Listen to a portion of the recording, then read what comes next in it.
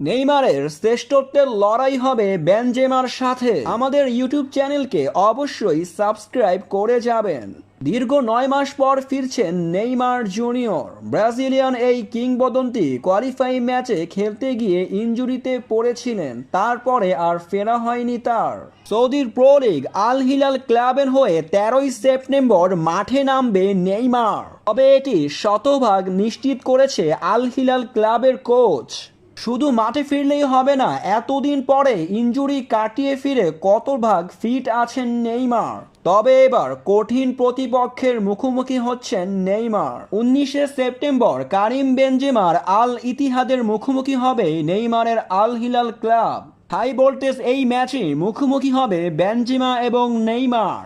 আল Etihad ক্লাবের হয়ে যোগ দেওয়ার পর কারিম বেনজেমা পাল্টে দিয়েছেন অ্যাটাকিং সিস্টেমকে, নিজেই পুরো দলকে নেতৃত্ব দিয়ে আসছেন। 2023-24 মৌসুম থেকে খেলে আসছেন কারিম বেনজেমা এই ক্লাবের হয়ে, যেখানে ম্যাচ খেলেছেন 28টি, গোল করেছেন 12টি, দলের হয়ে গোলে অবদান রেখেছেন 20টি। অন্যদিকে নেইমার জুনিয়র আল হিলাল ক্লাবের হয়ে মাত্র 5টি ম্যাচ খেলতে পেরেছেন, যেখানে একটি গোল করেছেন নেইমার। তারপরেই ইনজুরির কবলে পড়ে যান এই তারকা খেলোয়াড়। নেইমার এবার পুরোপুরি ফিট হয়েই মাঠে নামছেন, কিন্তু কারিম বেনজেমাও কম যাচ্ছে না। লড়াই হবে টক্করে, কোনো দলই কোনো দলকে ছাড় দেবে না। কারিম বেনজেমা মাঠে নামবেই জয় নেওয়ার জন্য, অন্যদিকে নেইমার তাকে প্রমাণ করবে আরও একবার। তবে দর্শক, আপনি কোন দলকে সাপোর্ট করবেন অবশ্যই কমেন্ট বক্সে জানিয়ে যাবেন।